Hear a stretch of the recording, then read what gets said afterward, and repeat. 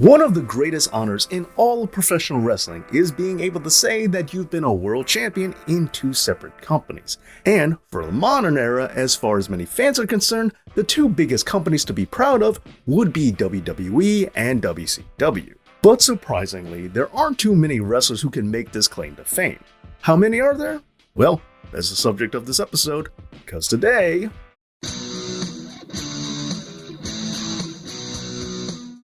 A very special thank you to all my awesome Patreon supporters out there like Tom Hughes, Rodney Harris, and Baba Yaga. Thank all of you so much, and if you want to become a Patreon yourself, then check out my Patreon page as I really do appreciate all the support. Before we get into the video, please allow me to ask that you make sure that you're subscribed to this channel and that you give this video a big thumbs up. Thank you in advance, as I really do appreciate it. Now, let's just get this out the way. To be perfectly clear, I will not be counting anyone who won the WCW Championship while it was under WWE's jurisdiction. True WCW title wins only. Now, with that out the way, let's get into the list.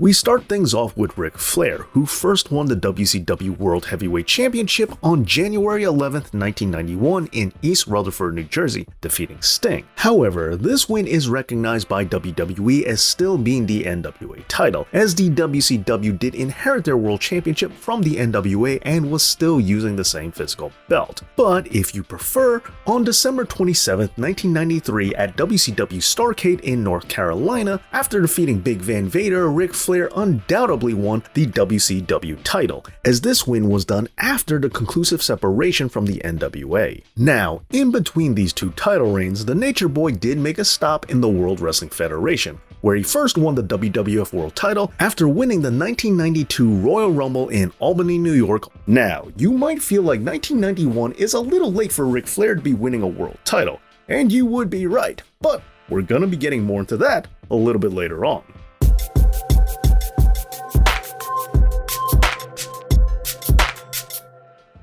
We follow this up with Hulk Hogan, who, if we're going by the 1993 date, is the second ever WCW World Champion, having won the title the following year on July 17th in Orlando, Florida at WCW's Bash at the Beach, which was 10 years and 6 months after he first won the WWF World title in Madison Square Garden.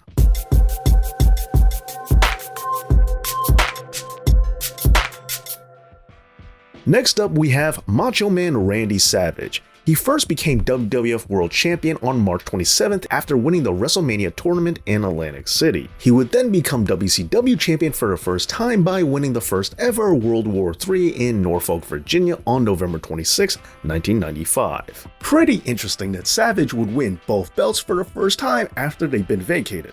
But if that's your thing, don't worry, there's plenty more of that to come.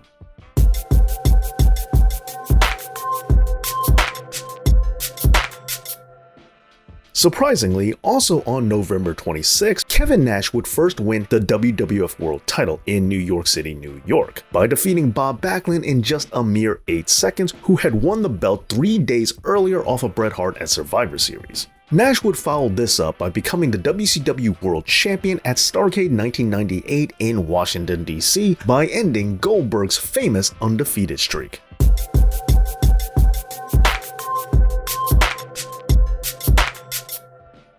Then after that, we have Bret Hart, who first won the WWF World title on October 12, 1992 in Saskatoon, Canada, by defeating Ric Flair. Then for the WCW Championship, he would win that also in Canada, but this time in Ontario, on November 21st, 1999 at the event called WCW Mayhem.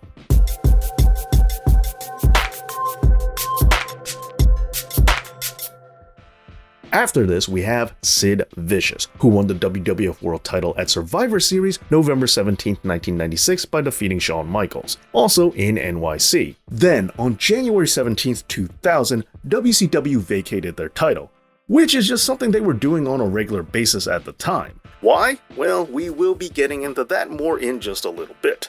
At any rate, a week later on an episode of Nitro out of Los Angeles, California, and Sid Vicious would win the vacated title, only to be stripped of it the following day.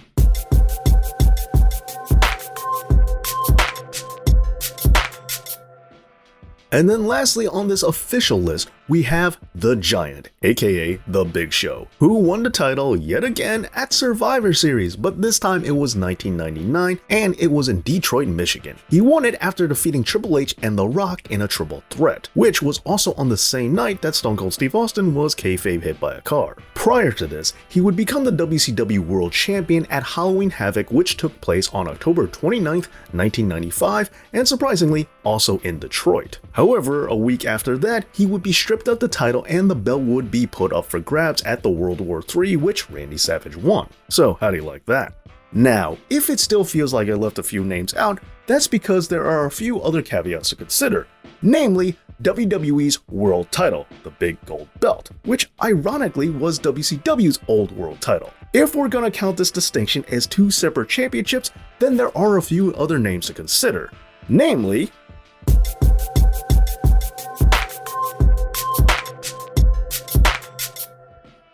Bill Goldberg, who won the WCW Championship on July 6, 1998 on an episode of Nitro, hailing out of Atlanta, Georgia, after defeating Hollywood Hulk Hogan. But then, all the way on September 21st, 2003, he would win the big gold belt yet again, but under the WWE banner at Unforgiven in Hershey, Pennsylvania, by defeating Triple H.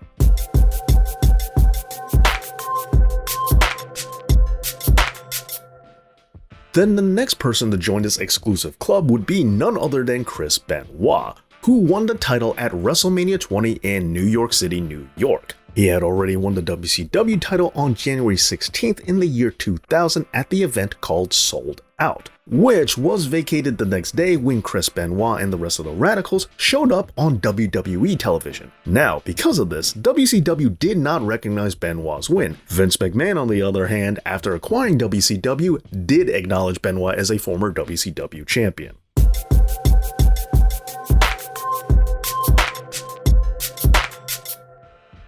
And finally, when it comes to the world title, the last person to win it under both WCW and WWE would be Booker T, who won the belt at Bash at the Beach on July 9th in the year 2000 in Daytona, Florida. 6 years later, on July 23rd at the Great American Bash, and Booker T would win the big gold belt yet again, but this time for WWE. Now, the last point that I'm gonna bring up on this issue goes all the way back to the beginning.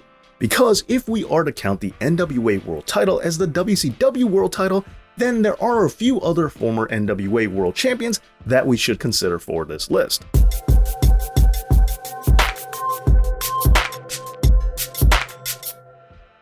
Such as Buddy Rogers, who first won the NWA World title on June 30th in 1961 in Chicago, Illinois, and then he would win the WWF World title on April 11th, 1963 after winning a fictional tournament to become the inaugural champion.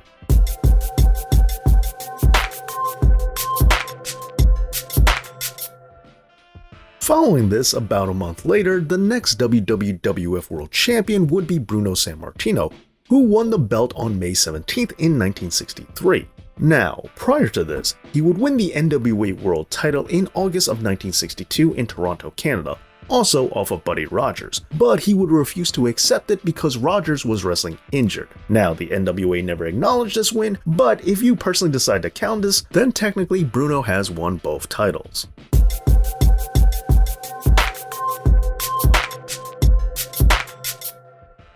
Then next up we have, yet again, the Nature Boy Ric Flair, who won the NWA World title on September 17th, 1981 in Kansas City, Kansas, and we already went over when he first won the WWF title.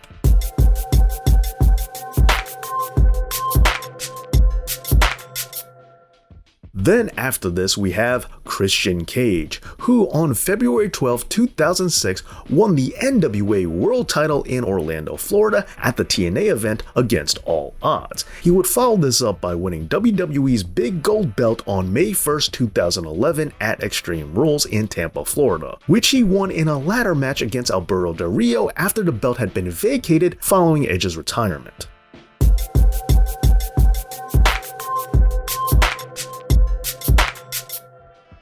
Then next up, we have another controversial win that may or may not count, as Christian was stripped of his second reign with the NWA World title after TNA officially separated from the Alliance. However, on that exact same date of May 13th, 2007, while the NWA no longer acknowledged Christian as champion, TNA did. And on that night, he would lose to Kurt Angle in a triple threat match also featuring Sting. Now in time, TNA would eventually acknowledge the NWA separation and declare Kurt Angle as the first ever official TNA champion. Now, whether or not you recognize this as an NWA World title win, well, that's up to you. But what isn't to be disputed is that Kurt Angle on October 22nd in the year 2000 won the WWE Championship at No Mercy.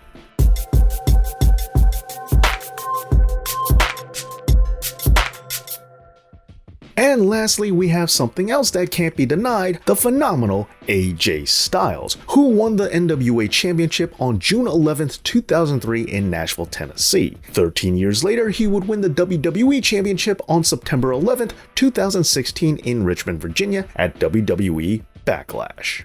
Well, there you go, the wrestlers that have won both the WWE and WCW World titles. Which one is your favorite? Let me know down in the comments. And please, make sure that you're subscribed to this channel and that you give this video a big thumbs up. Thank you so much for watching, and thank you to all my Patreon supporters. And as always, Dave knows.